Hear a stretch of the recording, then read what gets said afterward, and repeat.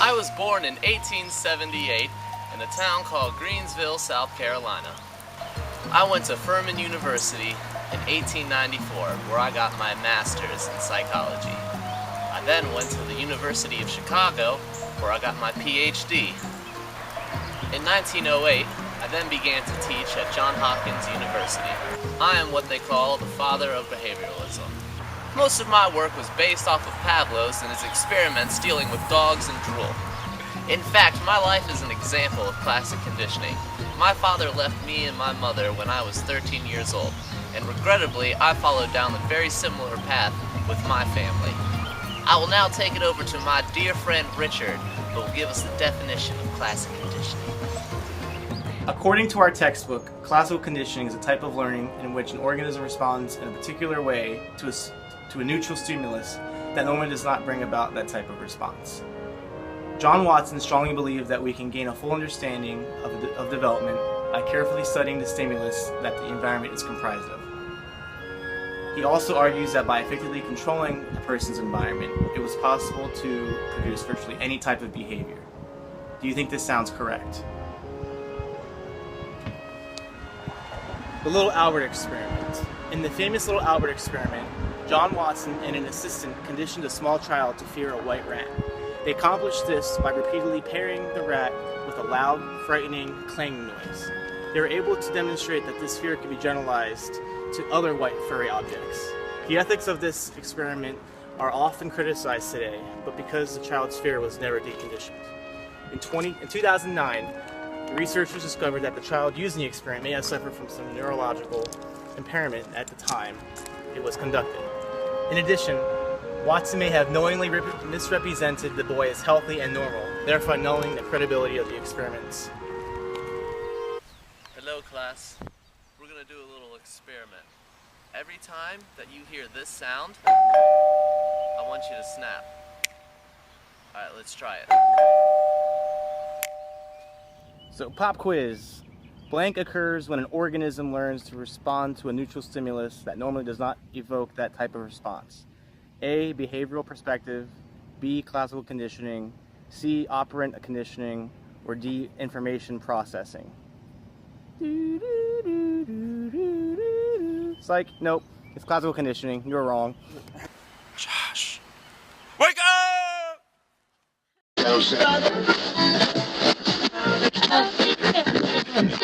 Is accepted by the behavioral theory, may I ask? One of the main things is stimuli from the environment.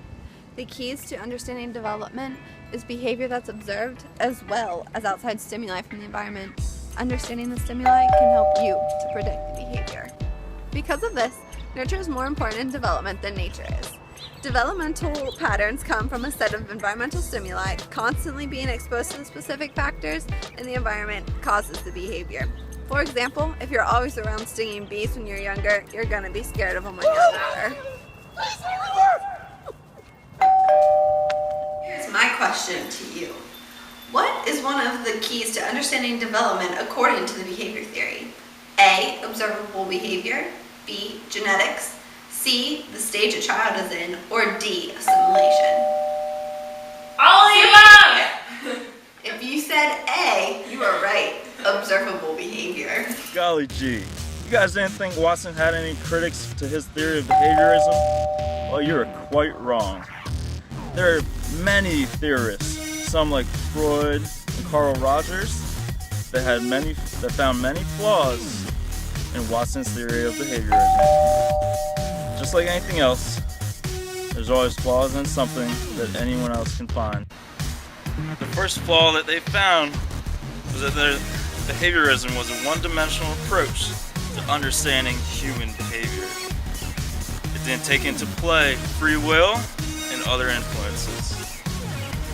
The second flaw, one of the bigger flaws, is it doesn't account for other types of learning. It doesn't account for learning without the use of reinforcement. Another big one here.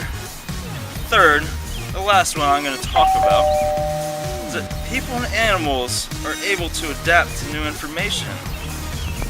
And this goes against Watson's theory of behaviorism. Woo! It's getting quite windy out there. People are able to to adapt to new information, whether or not they've been established to punishment pattern. So as you can tell, there have been many critics to Watson's behaviorism theory. Are they right or are they wrong? That is up for you to decide. A flaw is a flaw in one person's mind, but not another. Thank you for listening to The Rejection. Behaviorists believe that people have no free will and that a person's environment determines their behavior. They also believe that all behavior is learned from the environment. We learn new behavior through classical or operant conditioning. Rage can be a reaction of classical conditioning that is done unintentionally. If a kid sees their parents fighting or that their parents react with a lot of aggression in their household, then they learn to become aggressive and react with rage to situations. Some children learn to react to situations with love and affection instead of rage. And that can be because of what their home was like growing up. And if their mother was loving and nurturing, then that person could intentionally or unintentionally grow up and react similar to the way that their mother did when they were younger. Hi there. I'd like to talk to you about a few more examples of classic conditioning as it pertains to childhood development. When we're growing up, our parents often use classic conditioning in a way of teaching us reward and punishment. When we do certain actions, say breaking a vase, our parents will normally punish us. After a certain amount of times of breaking things or doing bad habits, we learn that this will only result in punishment. On the other end of the spectrum, when we accomplish things our parents defined good habits, we are rewarded. We're given treats, we're given snacks, we're given approval and applause. Now we're going to show you a few more examples of classic conditioning. Fear is a common emotion that is learned through classical conditioning. For example, if you are bitten by a dog when you're a child, you will grow up to learn to fear all dogs through that experience. This is Janelle at age 5. I'm 5.5.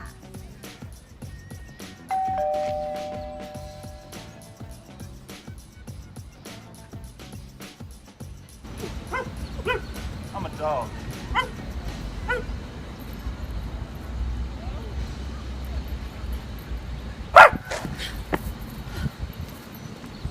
Oh my god! That girl got bit by a dog!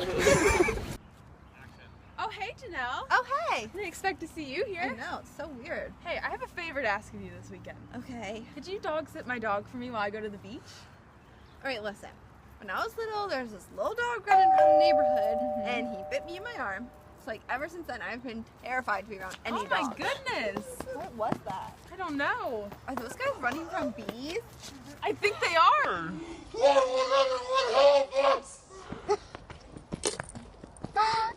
So, in conclusion, classical conditioning is a method of learning in which a specimen reacts to a neutral stimuli in a way that one would not naturally react. Examples of classic conditioning can be seen through emotions such as rage, fear, and love. We understand development through observed behavior in the environment. Knowing the stimuli can help determine what the behavior will be. I'm the ghost of John B. Watson, and behavioralism is the best theory out there. Have a good day.